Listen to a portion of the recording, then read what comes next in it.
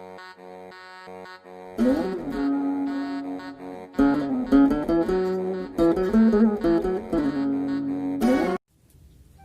కుమార పరిశుద్ధాత్మ దేవుడికి మహిమ కలుగాక. ప్రభు పేరిట మీ అందరికీ షలోం. సంగమా సమాజమా ఎలా ఉన్నారు? బాగున్నారా? నేను కూడా ప్రభు యేసుక్రీస్తు వారి రెక్కల కింద భద్రపరచబడి క్షేమంగా సంతోషంగా సమాధానంగా ఉన్నానని మీకోసం ఎల్లవేళలా ప్రార్థన చేస్తున్నాం. మీరు కూడా ప్రభు యేసుక్రీస్తు వారి రెక్కల కింద భద్రపరచబడి క్షేమముగా సంతోషంగా సమాధానంగా ఉన్నారని మీకోసం నిత్యము ప్రార్థన చేస్తున్నాను. దేవుని నామమునికే మహిమ ప్రభావం కలుగును గాక. ఈరోజు పరిశుద్ధాత్మ తండ్రి మనతో మాట్లాడటకు ఒక ఉన్నతమైన వాక్యం తీసుకుని వచ్చి ఉన్నాడు. ఆ పరిశుద్ధాత్మ నన్ను పురుకొలిపి నిత్య రాజ్యములకు వారసులుగా చేటకు పరిశుద్ధాత్మ తండ్రి ఏకము చేసి ఆయన వాక్యము జీవం వంటిదై, ఆయన వాక్యము సజీవనిదై, ఆయన వాక్యము నిత్యము కృప కలిగినదై. ఆ పరిశుద్ధాత్మ తండ్రి మనల్ని కూర్పలిపి ఈరోజు పరిశుద్ధాత్మ తండ్రి ఒక నూతనమైన వనములోనికి, నూతనమైన ప్రశస్తములోనికి, నూతనమైన ఒక అభిషేకంలోనికి ఆ పర్వతాన్ని మనల్ని తీసుకొట్టుకు ఇచ్చే అవకాశముకై ఆ దేవాతి దేవుడికి స్తుతి స్తోత్రములు ఆచరిస్తున్నాను. కాబట్టి ఎవరైతే ఈ టీవీ టెలికాస్ట్ ద్వారా యూట్యూబ్ లో ఈ వాక్యం చూస్తున్నా, కంప్యూటర్ ముందు అలా పనిచేస్తూ వాక్యం ఓపెన్ చేస్తున్నావా? ఓ ఎవరుడా, ఎవరి స్త్రీ, అమ్మ, చెల్లి, అక్క, తమ్ముడా, పరిశుద్ధాత్మ తండ్రి ఈ రోజు నన్ను పురుకొలిపి మీ వద్దకు వర్తమానం తీసుకొచ్చిన విధానముకై ఆ దేవత దేవునికి స్తోత్రము చెల్లిస్తున్నాను.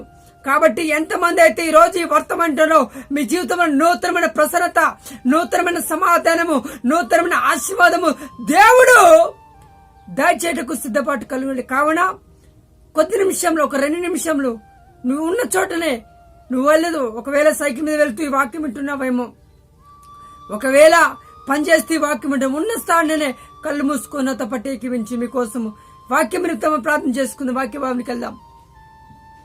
మహాపరిశుద్ధాత్మ తండ్రి, మహోన్నతుడా, నీ పరిశుద్ధ పాదములకు వందనములు, స్తోత్రములు చెల్లిస్తున్నా. ఈ యొక్క సమయంలో నీ వాక్యము ధ్యానించుటకు, నీ వాక్యము నెమరువేటకు ఇచ్చిన అవకాశముకై స్తోత్రము.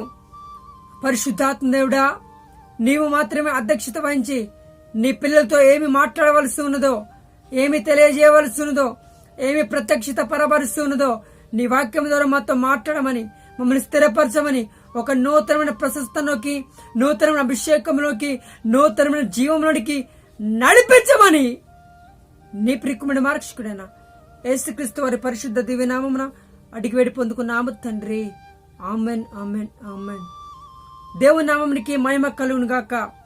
కాబట్టి సంగమా సమాజమా ఈరోజు మనం ఒకసారి ఆలోచన చేద్దాం. మన జీవిస్తున్న జీవితం ఇదేనా? ఇంకా నూతనమైన జీవితం లేదా? అసలు మన జీవిస్తున్న జీవితం సత్యమైనదా? మన జీవితంలో సత్యం ఉన్నదా? మన జీవితంలో నమ్మకం ఉన్నదా? మన జీవితంలో విశ్వాసం ఉన్నదా? అసలు మనం జీవించే జీవితం జీవితమేనా అని ఆలోచన చేసావా ఎప్పుడైనా? అసలు ఎవరుంది నూతన జీవితం కలుగుతుంది? ఎవరి ద్వారా సమాధానకరమైన జీవితం కలుగుతుంది? ఎవరందు సమాధానకరమైన జీవితం కలుగుతుంది? ఎవరి యందు సమాధానము జీవితం వస్తుందా?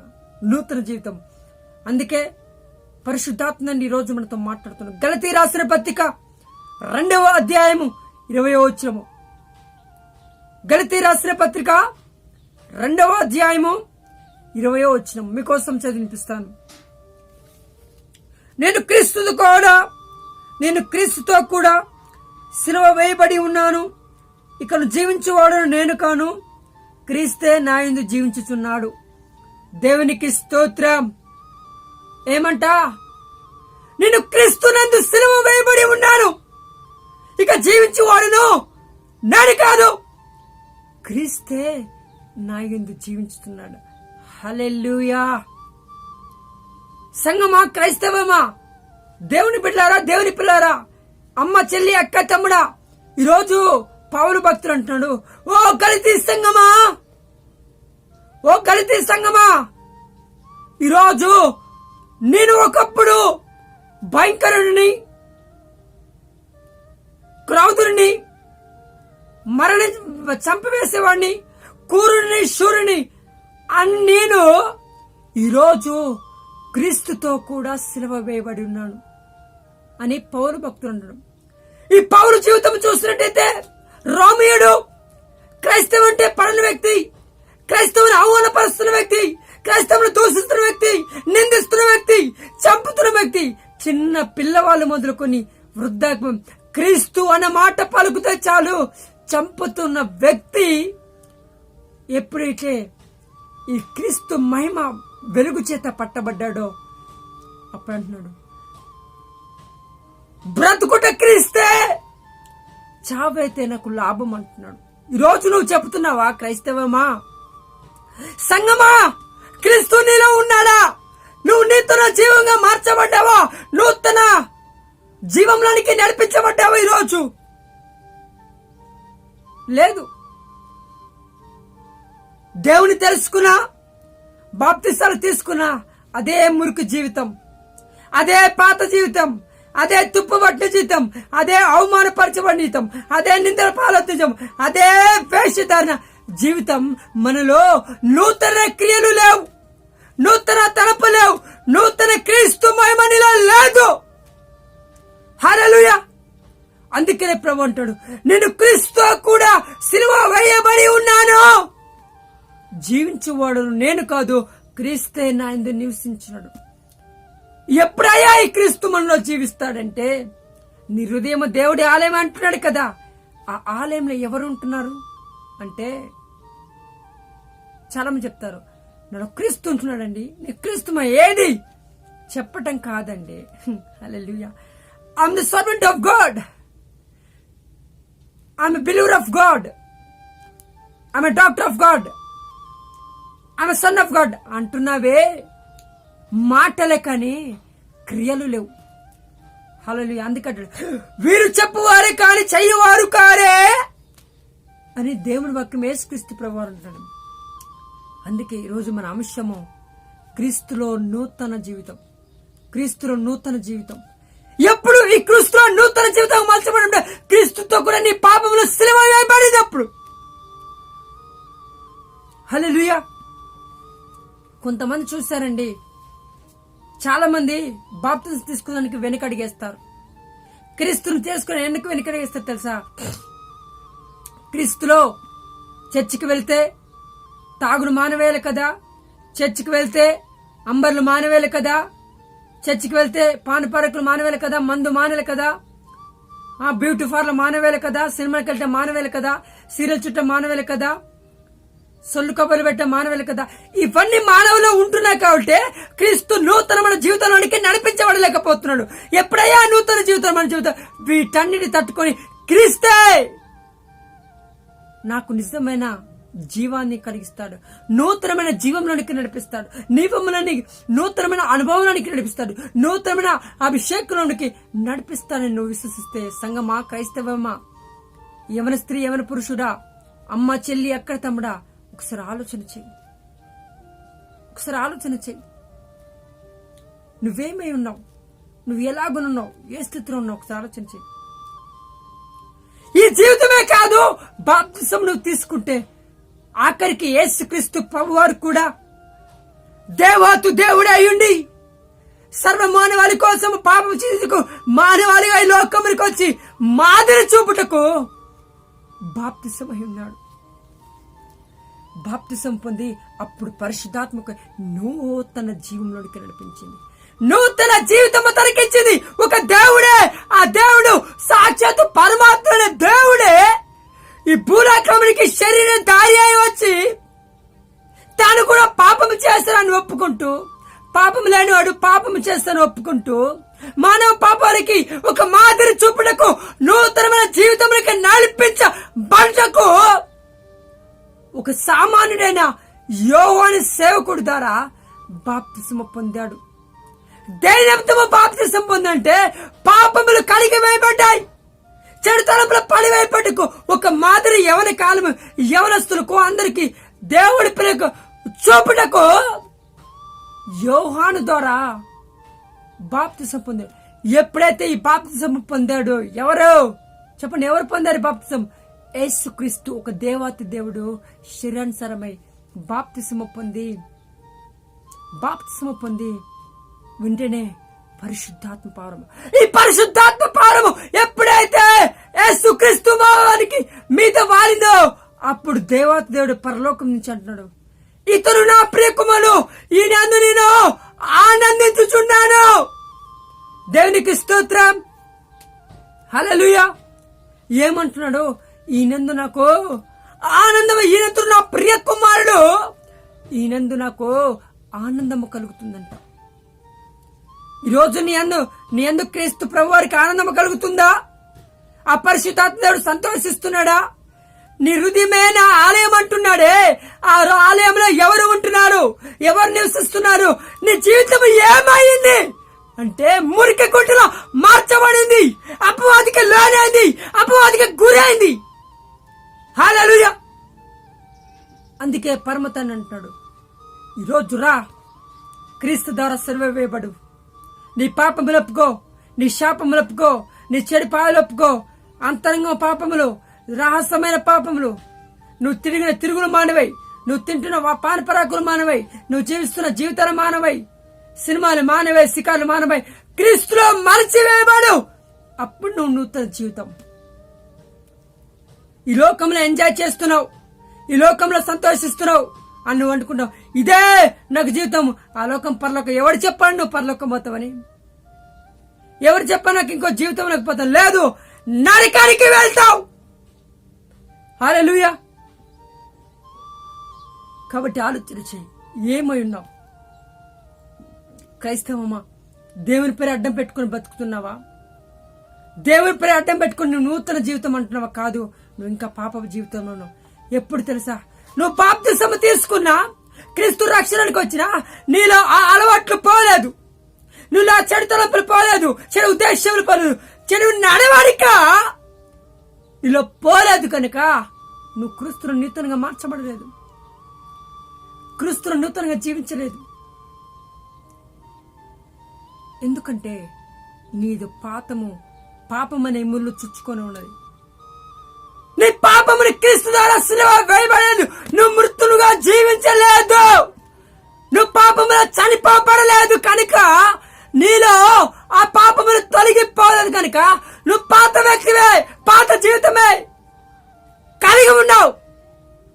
నువ్వు పాపము ద్వారా ఎప్పుడైతే మలసబడతావో, పాపము ద్వారా ఎప్పుడైతే క్రీస్తు మరణింపబడతావో అంటే ఒక వ్యక్తి వచ్చి నేను చంపి కాదండి, నీ పాపములు ఒప్పుకోవాలి దేవుని సన్నిధిలో. నువ్వు చేసిన తప్పిదములు దేవుని సన్నిధిలో ఒప్పుకోవాలా, నువ్వు చేసిన నిందలు దేవుని సన్నిధిలో ఒప్పుకోవాలా. ఎప్పుడైతే నువ్వు అలా ఒప్పుకుంటావో ఒక నూతన జీవితాన్ని జీవిస్తావు. ఈ పౌలు సబలుగా ఉన్నప్పుడు క్రైస్తవం అంటే గిట్టేటోడు కాదు, క్రైస్తవం అంటే ఏలన చేసేవాడు, క్రైస్తవుని నిందించేవాడు, క్రైస్తవుని అవమానపరిచేవాడు. పుట్టిన బిడ్డ మొదలుకొని వృద్ధాప్యంలో క్రీస్తు మాట పలుకుతాడు, అక్కడికక్కడి నరికి వేసేవాడు. అలాంటి వ్యక్తి ఎప్పుడైతే పరిశుద్ధాత్మ వెలుగు అని ఆకర్షించిందో అప్పుడు అంటున్నాడు, భయా ఎవరు నీవంటే, సౌలా సౌలా అంటే సౌలు అన్నాడు, ఎవడివి నువ్వు అంటే, నువ్వు హింసించుచున్నా క్రీస్తుని అంటున్నాడు. ఎలాగునా హింసించున్న క్రీస్తు అన్నమాట పలుకుతాడే? నేను కొట్టింది క్రైస్తవునే, దేవుణ్ణి కాదే అని అంటారా? ఎస్ ఎస్ అవును. ఎందుకు క్రైస్తవులు కొట్టాడు? కానీ అందుకంటాడు, మీ హృదయమే నా ఆలయము. క్రైస్తవైన మనము క్రీస్తు మనలో ఉంటే మన మీద కాదు దెబ్బ పడేది, సాక్షాత్తు దేవుడి మీదనే దెబ్బ పడుతుందంట. మీ కన్ను గుడ్డి ముట్టినడలా నన్ను ముట్టినట్టు అని మాట్లాడుతున్నాడు. హల్లెలూయా. అది నూతనమైన జీవితం. నూతనమైన జీవితం ఏందంటే దేవుడికి ఇష్టడిగా ఉంటాము, దేవుడికి నమ్మడిగా ఉంటాము, దేవుడికి సంతోషపరిచేవారు, దేవుడికి ఇష్టానుసారంగా జీవితం జీవించడమే. ఈ రోజులో అది కలిగి ఉన్నావా? సమాజమా, క్రైస్తవమా, క్రీస్తు సమాజమా? ఏమో ఎలాగున ఉన్నావు, ఎలాగున జీవిస్తున్నావు? ఈ దావీదు కూడా క్రీస్తుకి యెహోవాకి ఇష్టానుసారంగా ఎలాగూ మార్చబడ్డాడు. ఎలాగున మార్చబడ్డాడంటే క్రీస్తు అంత నమ్మకము.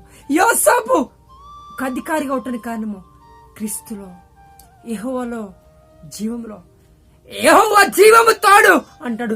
ఈరోజు క్రీస్తు జీవము తోడు పేరిట నేను గొల్లెత్తాని శక్తులను పడగొడతాను మాట పలుకుతున్నావా? లేదు. దుఃఖం వచ్చ చాలు. ఇంకెన్ని రోజులు చేస్తావా ప్రార్థనకి జవాబిస్తావంటావు? ఎమ్మటెమ్మటి కార్యం జరగాల, ఎమ్మటెమ్మటి ఆశీర్వాదం రావాలా, ఎమ్మటంటే నమ్మకం కావాలా, మాట పలికినమ్మటే దేవుడి కార్యం చేయాలా. సమయము, సందర్భము, ఆలోచన అనే విధానం ఏమి లేదు క్రైస్తవంకి. ఈరోజు క్రీస్తులో నూతనంగా మార్చబడికి ఎలాగో దేవుడి కార్యం చూస్తావు?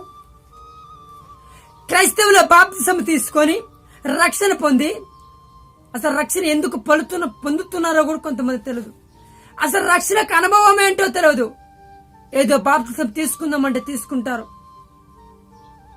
అది కాదండి, అది కాదు. ఒక వ్యక్తి అంట బాప్తిసం తీసుకునే ముందు అంటున్నాడంట, బాప్తిసం తీసుకుని నీళ్ళ వేసే ముందు, అయ్యా పాస్టర్ గారు, నా బాడీ మొత్తము నీళ్ళలో ముంచండి, కానీ ఈ కుడి చేయి మాత్రము ముంచకండి పైకెత్తా.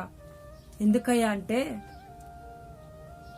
మందు మానుకోలేకపోతున్నానంట. హల్లెలూయా, హల్లెలూయా. ఏమంటాడు? కుడి చేయి పైనుంచండి అయ్యా, నా బాడీ మొత్తం లోపల ఉంచంట. హల్లెలూయా. కాబట్టి సంగమా, ఈ టీవీ ద్వారా, ఈ వర్తమానం ద్వారా, ఇవి ఎక్కడైనా సరే ఈ వర్తమానం నీకు ఒక శుభవార్త. నువ్వు తీసుకుంటున్న బాప్తిసంలో నమ్మకమైనదా? నీ అంతటా నీవు తీసుకుంటున్నావా? బలవంతంగా తీసుకున్నావా? బలవంతంగా నువ్వు తీసుకున్న క్రీస్తు నిత్య జీవనకు నువ్వు వారసులో కాదు. నీకు నువ్వుగా పురుకొల్పబడి, నీకు నువ్వుగా నమ్మకం కలిగి, నీవుకు నువ్వుగా సమర్పించుకొని ఎప్పుడైతే నువ్వు తీసుకుంటున్న బాప్తంలో, అప్పుడు నువ్వు క్రీస్తుతో కూడా నూతన జీవనకు నడిపించబడతావు. నువ్వు క్రీస్తులో నూతన జీవంగా మార్చబడాలంటే నీకు నువ్వుగా సమర్పించుకో. నీకు నువ్వుగా చెలపలు విడిచిపెట్టు. నీకు నువ్వు తలంపులు విడిచిపెట్టు. రా ప్రభు దగ్గరికి. అప్పుడు నూతన సృష్టిగా నువ్వు మార్చబడతావు. అందుకే నీ ప్రాణాత్మ శరీరం సజీవ యాగముగా సమర్పించుకొని అంటాడు. ఇలా ఎవరు? పౌలు అంటాడు. అపొస్తలుడైన పౌలు సజీవ యాగముగా అంటే ఉన్న పాలున ఈ శరీరం నాది కాదయా, ఈ మాటలు నావి కాదు, ఈ శరీరం నాకు కాదు, వీటిపై నాకు ఎలాంటారు? నా ప్రాణము, నా ఆత్మ, నా శరీరం సజీవ యాగమని సమర్పించుకొని ఎప్పటికైతే నువ్వు విధేయత కలిగి ప్రభుకు సమర్పించుకుంటావో, అప్పుడు నీ జీవితంలో దేవుడు గొప్ప కార్యం చేయటకు సంసిద్ధుడు, ఆశ్చర్యమైన కార్యం చేయటకు సంసిద్ధుడు, ఆలోచనకరమైన కార్యం చేయటకు సంసిద్ధుడు. కానీ ఈ రోజు మూర్ఖులాగా మనం ఉండొద్దమ్మా. మూర్ఖులాగా మోసం చేసే జీవితం మనకొద్దు. క్రీస్తులో నూతన జీవితం అని చెప్పుకొని కూడా అదే చెడు అలవాటు చేస్తూ దేవుని మోసం చేయకు. కూడా విశ్వాసులాల సంగమా, సమాజమా, నువ్వు ఎప్పుడైతే అలా మోసం చేస్తావో దేవుని ఉగ్రత చూస్తావు. వేషిని క్షమిస్తాను గాని వేషధారణ క్షమించను. వేషలు ఎవరయ్యా అంటే, నేను క్రీస్తులో బాప్తిసం పొందా, మందిరంలో ఒక తీరుగా ఉంటావు, కూడికలో ఒక తీరుగా ఉంటావు, దేవుడి పనిలో ఒక తీరుగా ఉంటావు. అదే బయట పనే క్రీస్తు ప్రేణి, క్రీస్తు రెండు తలంపుల మధ్యన ఉంటావు. చూస్తా వీళ్ళు వేషధారణ. దేవుడు అంటాడు, వేషనని క్షమిస్తానని వేషధారులు మాత్రం క్షమించను. మనుషులు కనపడేటట్టు ప్రార్థన చేస్తారు వీళ్ళు. మనుషులు కనపడేటట్టు నీ క్రీస్తులని తెల్ల వస్త్రములు వేసుకొని వీధులమ్మడి తిరుగుతుంటారు. మనుషులు కనబడేటట్టు బైబిల్ పట్టుకొని పరిశుద్ధంగా ఉంటారు. వీళ్ళు నూతన జీవితం అనుకుంటారు, కానీ వీళ్ళు భ్రష్టులు. క్రీస్తు నామం అడ్డము చెప్పుకొని పాత జీవితం జీవిస్తున్న మూర్ఖులండి. ఎప్పుడు నీలో క్రీస్తు జీవితం ఉంటుందంటే క్రీస్తు మహిమ చేతను ఉన్నప్పుడు, క్రీస్తు ప్రేమ నీలో అణకట్టబడినప్పుడు, క్రీస్తును అంటకట్టబడి, క్రీస్తుతో సిలువ వేయబడి, క్రీస్తు ప్రేమపూర్వకంగా, క్రీస్తు ఆకర్షింపబిడ్డగా, క్రీస్తు మహిమపరిచిన బిడ్డగా, క్రీస్తు నమ్మకమైన బిడ్డగా, క్రీస్తునందు విశ్వాసం కలిగి బ్రతికైనా చావైనా నా క్రీస్తు కొరకమని ఒక పౌరుకైనా నిర్ణయం ప్రకారం ఉంటే అప్పుడు నువ్వు నూతనమైన క్రీస్తులో జీవితం కలిగినట్టే. ఇవేమీ లేకుండా క్రీస్తు పేరు అడ్డం చెప్పుకొని వ్యాపారం చేస్తూ, క్రీస్తు పేరు అడ్డం చెప్పుకొని నీ ఇష్టానుసారం లంచం పుచ్చుకుంటూ, క్రీస్తు పేరు అడ్డం పెట్టుకుంటూ డబ్బులు సంపాదిస్తూ, క్రీస్తు పేరు అడ్డం చెప్పుకొని ఇష్టానుసారంగా జీవిస్తావో నువ్వు ఇంకా ఆ మురికి కాలం నుంచి బయటికి రావట్లేదు. ఆ పాపమని ఉచ్చించి రాకుండా ఆ అపవాది అనే జీవితంలో జీవిస్తున్నావు. సాతాను జీవితంలో జీవిస్తున్నావు. క్రీస్తునందు కాదు నీ జీవితం ఉంది. క్రీస్తునందు బాప్తిసం తీసుకొని కూడా నువ్వు అపవాది అందే జీవితం జీవిస్తున్నావు. ఎందుకంటే ఆ తలంపులు పోవట్లేదు. బాప్తిసం తీసుకొని కూడా సినిమాలకు వెళ్తావు, బాప్తిసం తీసుకొని కూడా సీరియల్ చూస్తావు, బాప్తిసం తీసుకొని కూడా పానపరాకులు అవుతావు, బాప్తిసం తీసుకొని కూడా అన్నపు విగ్రహం దగ్గర చేస్తావు. ఇది కాదండి క్రైస్తవం అంటే. నిజమైన క్రీస్తు బిడ్డవు నువ్వు అని చెప్పుకుంటున్నా. క్రీస్తులో సిలువ వేయబడి క్రీస్తునందుని జీవిస్తున్నా నువ్వు మాట పలుకుతే నువ్వు ఒకటే మాట పలకాలి. ఏంటి తెలుసా? చెడు వద్దు, మంచి కావాలా. చెడు దగ్గరికి వెళ్ళను, మంచి దగ్గరికి వెళ్తా. చెడు చూడను, మంచి చూస్తా. చెడు మాట్లాడను, మంచి మాట్లాడతా. చెడు నుంచి నా మాటలు చెడు పలకను, మంచి మాట్లాడతాను. నువ్వు ఎప్పుడైతే ఆలోచిస్తావో ఒకరిని మేలు కొడతా కానీ కీడి కొడను. నాకు అన్యాయం చేసినా నేను వాళ్ళ మేలు కొడతా, నన్ను దూరం చేసినా వాళ్ళ మేలు కొడతా, నన్ను అవమానపరిచినా నేను వాళ్ళ మేలు కొడతా అని ఎప్పుడైతే నిజంగా ఉంటావో అప్పుడు నిజమైన క్రీస్తు మహిమ చేత నింపబడిన ఒక క్రైస్తవుగా ఉంటావు. క్రీస్తు ఆలపనకి ఒక బిడ్డగా నువ్వు ఉంటావు. క్రీస్తు ఉద్దేశం కన్నా ఒక వ్యక్తిగా ఉంటావు. ఇప్పుడు క్రీస్తుతో కూడా లేపబడతాం. ఇది మాత్రమే కాదు, ఇది నువ్వు ఇప్పుడు మాత్రమే బాప్తిసం క్రీస్తు నూతన జీవితం. ఈ జీవితము మరలా ఆయన రాకడు ఇంకొక జీవితంలో కల్పించబడతాం. ఆ పరలోకంలోకి ఇంకా సజీవంగా నీ ప్రాణంతో ఉంటావు. ఇప్పుడు క్రీస్తుతో సజీవ యాగంగా నువ్వు సమర్పించుకొని ఈ పాపం లోపగట్టి చెడు అలవాట్లు పెట్టి చెడు ఉద్దేశం పెట్టి చెడు తలంపులు వాళ్ళు పెట్టి నువ్వు ఈ శరీరంతో నూతన జీవితం జీవించడం కాదు, మరలా క్రీస్తుతో కూడా మహిమలో ఆ జీవితంలోకి వెళ్తావు. ఎప్పుడంటే క్రీస్తులో నమ్మకం కలిగి ఉన్నప్పుడైతే నీ పాపంలో ఒప్పుకో. నువ్వు వలపెట్టలేకపోతున్నావా యవనస్తురా? వలపెట్టలేకపోతున్నావు యవన స్త్రీ? సినిమాలు చూడకుండా లేకపోతున్నావు, సీరియల్ చూడకుండా లేకపోతున్నావు. యవనస్తురా, పానపరాకులు మానప చిన్న వయసులో మందు తాగుతున్నావు, తల్లిదండ్రులు లెక్క చేయట్లేదు, అవమానపరుస్తున్నావు, తల్లిదండ్రులు దూషిస్తున్నావు, తల్లి మాట లెక్క చేయకుండా నువ్వేందో మనకు చెప్పేదని తల్లిదండ్రులు దూషిస్తున్నావేమో. గుర్తుపెట్టుకో, తల్లిదండ్రులు దూషించేవాడు నిత్య నరకాగ్ని పాత. ఎవర స్త్రీ ఎవన పురుషుడా? నీ తల్లి లెక్క చేయకుండా ఎవడో ముక్కు తల్లి వ్యక్తి వచ్చి నిన్ను చేసుకుంటా అంటే ఆన వెంబటి వెళుతున్నావేమో. తర్వాత మోసపై మళ్ళీ తల్లి దగ్గరికి వస్తున్నావు. అయినా ప్రేమిస్తుందంటే తల్లి ప్రేమకు మించింది ఏంటి? ఆ ప్రేమనే క్రీస్తు ప్రేమ కలిగించాడు. ఈరోజు నువ్వు ఎలాగనున్నావు? బాప్తిసం తీసుకున్నావే, అయినా ఈ వివాహములు ఎందుకు వస్తున్నాయి? లవ్. బాప్తిసం తీసుకున్నావే, మళ్ళీ చెల్లింపుడు తలంపులు ఎందుకు వస్తున్నాయి? బాప్తిసం తీసుకున్నావే, మళ్ళీ ఎందుకు ఈ పాప వస్తున్నాయి? క్రీస్తు కూడా లేపబడ్డావే, బాప్తిసం పొందావే, సిలువ వేయబడ్డావే, ఆయన చెడు ఉద్దేశం ఎందుకు వస్తున్నా అంటే నువ్వు సిలువ వేయబడేవని నువ్వు చెప్పుకుంటున్నావు, కానీ నువ్వు అపవాదితోనే జీవిస్తున్నావు, అపవాది తలంపులతోనే జీవిస్తున్నావు, అపవాది ఆలోచనతోనే జీవిస్తున్నావు. నీలో క్రియలు మారలే, నీ జీవితం మారలే, నీ ఉద్దేశములు మారలే, నీ తలంపులు అపవాది ఉన్నాయి. కాబట్టి నువ్వు క్రీస్తు కూడా సిలువ వేయబడలేదు. బాప్తిసం తీసుకున్నది కదా, నీకు నీవుగా సమర్పించుకోడు, బలవంత చేత తీసుకున్నావు, ఇతరుల ప్రేరేపణ చేత తీసుకున్నావు. ఇంట్లో వాళ్ళ ప్రేరేపణ చేత నీకు నీవుగా ఎప్పుడైతే విశ్వాసం కలిగి తీసుకుంటావో అప్పుడు నువ్వు క్రీస్తు కూడా సిలువ వేయబడతావు. నీకు నువ్వుగా విశ్వాసం కలిగి ఉంటావో అప్పుడు క్రీస్తు కూడా ఒక నమ్మకం కలిగి ఉంటావు.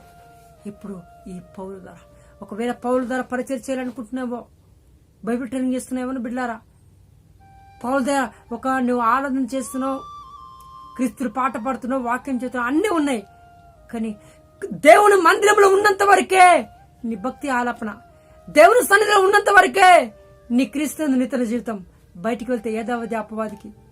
మందిరంలో ఒక తీరు, బయట ఒక తీరు, ఫ్రెండ్స్ ద్వారా ఒక తీరు, కుటుంబాలతో ఒక తీరు, ఆ పాస్టర్ ముందు ఒక తీరు, పాస్టర్ ముందు ఒక తీరు. బిడ్డ, ఇన్ని రకాలుగా ఉన్నావో గుర్తుపెట్టుకో, దేవుడు రాకడ సమీపంగా ఉంది. దేవుడికి తీర్పు ఉన్నది, తీర్పులో నిలబడే స్థితి ఉంది. ఎవరికి ఇవ్వాల్సిన జీతం వాళ్ళకి ఇచ్చిపోతాంట. నువ్వు లెక్కప్ప చెప్పవలసిన సమస్య ఒకటి ఉంది. నువ్వు చేస్తున్న ప్రతి పని, నువ్వు చేస్తున్న ప్రతి క్రియ, నువ్వు మాట్లాడుతున్న ప్రతి పలుకు, నువ్వు వింటున్న ప్రతి ఆలోచన, నువ్వు చూస్తున్న కానీ ప్రతి ఒక్కటి దేవుని యొక్క లెక్క ఉపయోగపవలసి ఉన్నది. కాబట్టి ఆలోచన చేయి, నువ్వు ఎలాగునున్నావు, ఏమై ఉన్నావు, ఎలాంటి ఉద్దేశంలో కలిగి ఉన్నావు, ఒకసారి ఆలోచన చేయి. ప్రభా నాకు ఒకసారి అడుగు, అవును ప్రభా నేను బాప్తిసం పొందానే, నీ ప్రేమను తెలుసుకున్నానే, నీ ఉద్దేశం తెలుసుకున్నానే, ఆయనే పాప ఆలోచనలు పోవట్లేదు, పాప తలంపులు పోవట్లేదు. ప్రభా నన్ను క్షమించని నువ్వు పశ్చాత్తాప రిపెంటింగ్ ప్రత్యచాప పడితే ప్రభు మరలా నిన్ను బాప్తిసం కల్పించావు. బాప్తిసం మరలా బాప్తిసం తీసుకుని కానీ ఆ పరిశుద్ధాత్మ దేవుడు నీ ఉదయంలోకి నింపబడి, పరిశుద్ధాత్మ దేవుడు నీలో ఉంటుండగా నువ్వు దూరం చేస్తున్నావు. పరిశుద్ధాత్మ దేవుడు నీ పక్కనే ఉంటున్నాడు, కానీ నీ హృదయంలో నిల్చోలేకపోతున్నావు. నువ్వు పాపం ఒప్పుకుంటే ఆ పరిశుద్ధాత్మ దేవుడు నీలోకి వస్తాడు. యేసుక్రీస్తు వారు సిలువ వేయబడినప్పుడు తండ్రే కుమారుని పంపించి ఈ లోకంలో ఆ తండ్రే చెయ్యి వదిలేశాడు. నా దేవా, నా దేవా, నన్నెందుకు వినాడితివి అంటే యేసుక్రీస్తు వారు ఈ లోక పాప వాళ్ళ నిమిత్తము ఆయన సిలువ వేయబడ్డాడు. పాపం మొత్తం భరించాడు. పాపం మొత్తం ఆయనలో ఉన్నది.